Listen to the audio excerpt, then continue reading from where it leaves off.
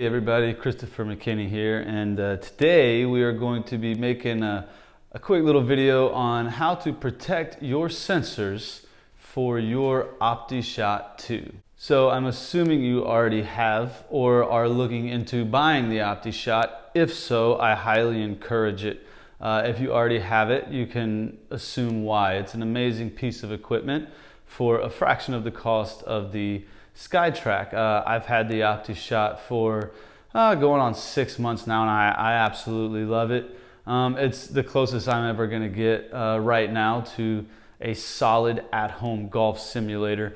So if you're anything like me, I'm in the Army. I cannot really do much in the Army housing I live in. I'm on a limited budget just because I can't set up a whole SkyTrack in my garage.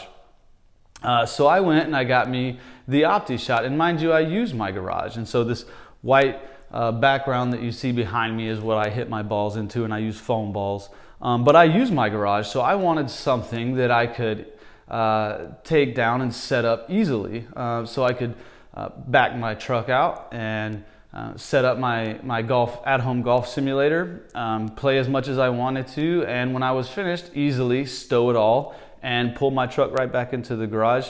I got all that with the OptiShot2. However, with the OptiShot2, unlike the SkyTrack, there is a potential to possibly break it because the OptiShot2 has got sensors. If you already own it or if you're looking at buying it, I'm sure you already know what I'm talking about, these infrared sensors. And today what we're gonna get into is how to help protect those infrared sensors. So here we go. And so here's our OptiShot2 and the things we're going to need to help protect these sensors. And so if you notice, this was already on the OptiShot2. This easily just peels off. It's just Velcro behind it. It's too easy to take this off. And what I got here, I went on Amazon and I found I think I searched golf mat and I paid, I want to say $6 for it. It was literally next to nothing. And so when you go on Amazon and you search golf mat, this one was twice this long actually.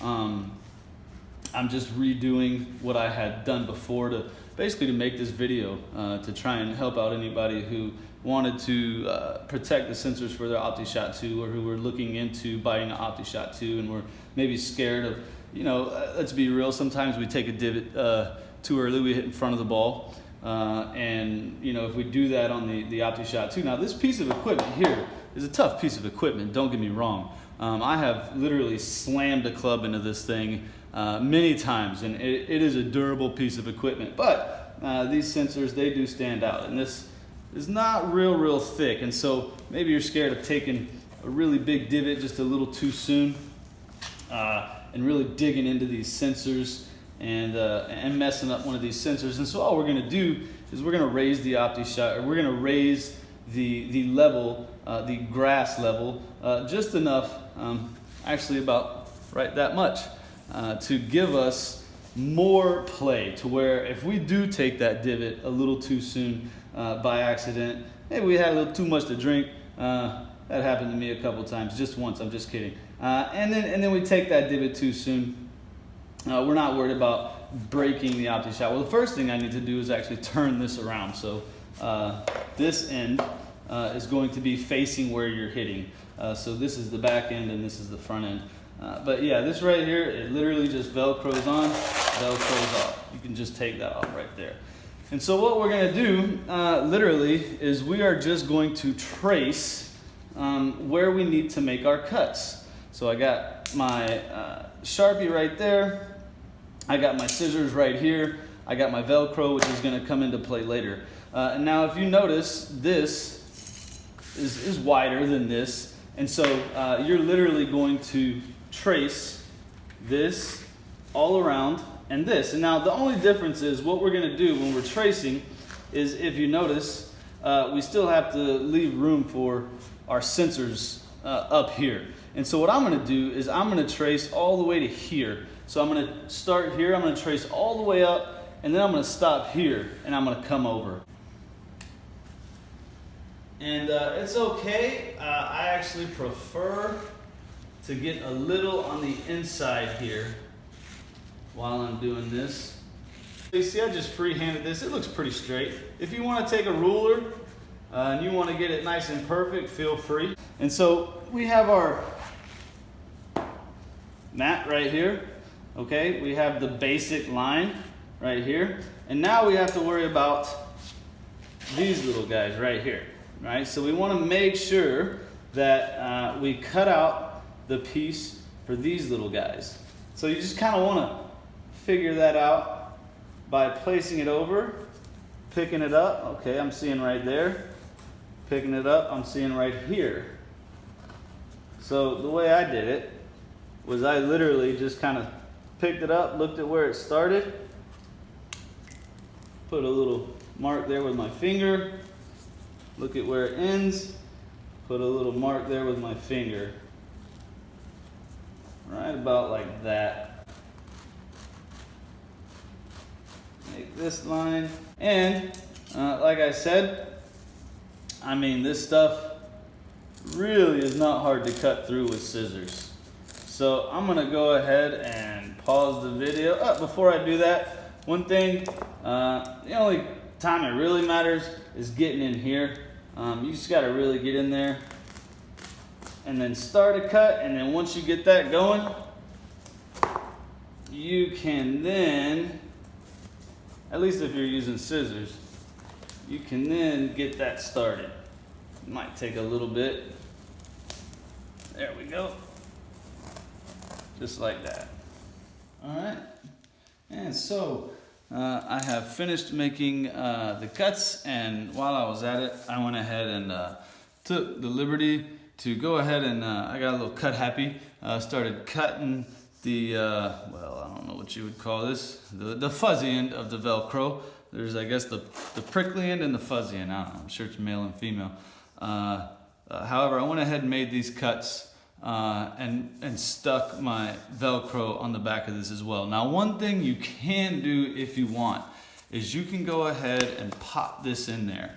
All right, because then once this lays on, if you like having that, once this lays on top of it, it's going to sit just like as if it were laying flat on the OptiShot itself. So if you want to go ahead and pop that right on in there, feel free.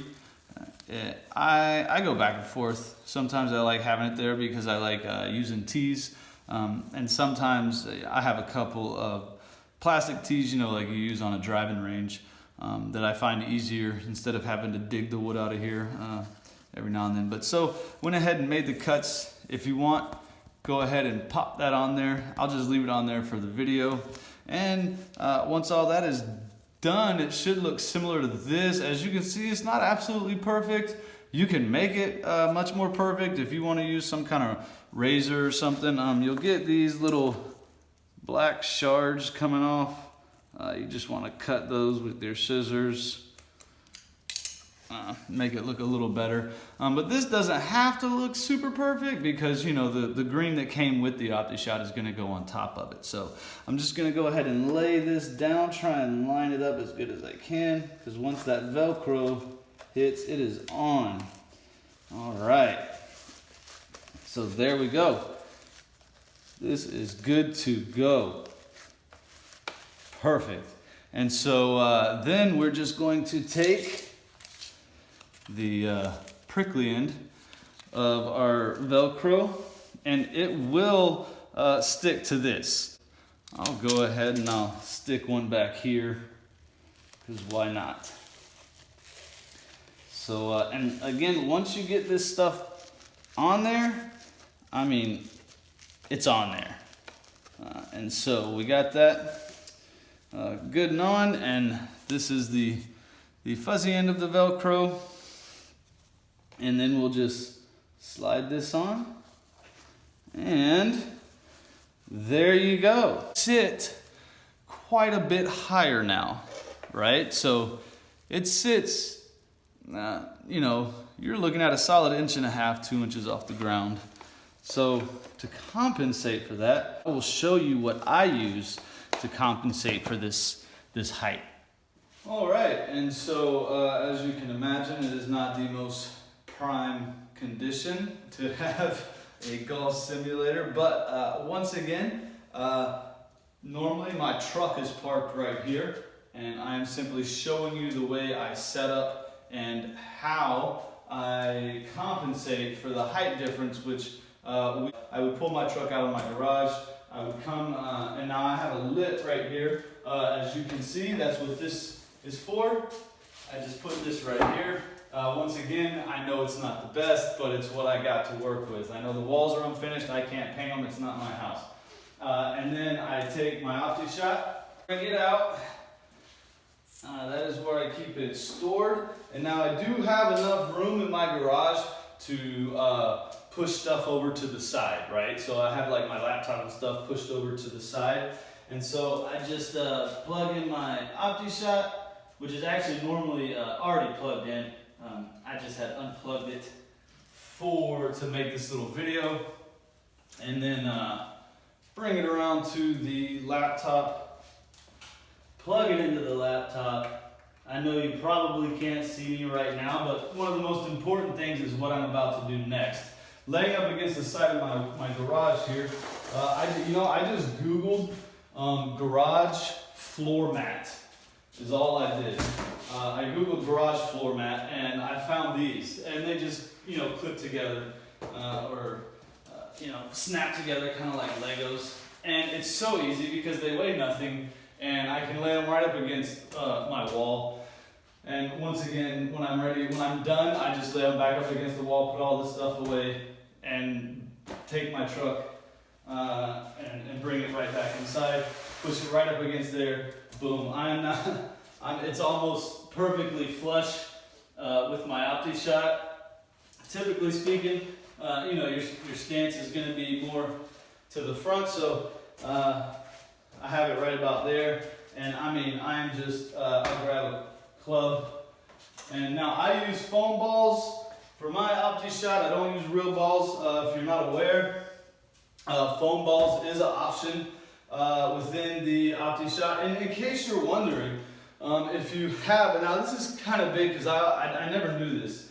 If you have the OptiShot already and you think you have to hit every time right here in the middle, you don't. You can actually put this ball anywhere within those sensors, and it will still register everything quite nice. Like literally is exactly as if it was right in the middle. So just perfect right there. And then I just turn on my projector, and I'll pause the video while that's turning on. And so here we are, my great at-home golf simulator.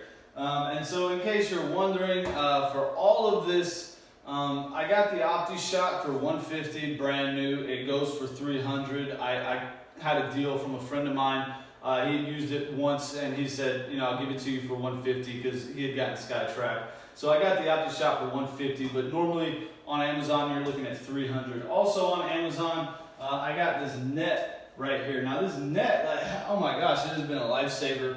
I got the net for 14 bucks. I don't know, I can't remember how I found it. Maybe I just typed in golf net, but the average leading nets are gonna run you anywhere from 80 to 250 bucks. And this net, I set it up, I use it outside. It takes regular balls, just like any other, it does everything that your $200 golf net will do. It's amazing. But so in case you're wondering, does the height difference mess with the sensors? And the answer is no. And so I'll just hit a quick ball for you. And in case you're wondering what the OptiShot looks like, if you're looking at buying it or if you already have it and you want to see that the sensors are not affected. Perfect. As you can see, I'm a little slow swing, 137 yards with a 7-iron, but I'm okay with that. So there you have it. That's really all there is to it. And this is how I do my at-home golf simulator. And when I'm finished, I'll just put all this stuff up and pull my truck in. It takes me about 5 minutes to set up and about 5 minutes to tear down. So if you're looking for something to do at home, I would highly recommend OptiShot.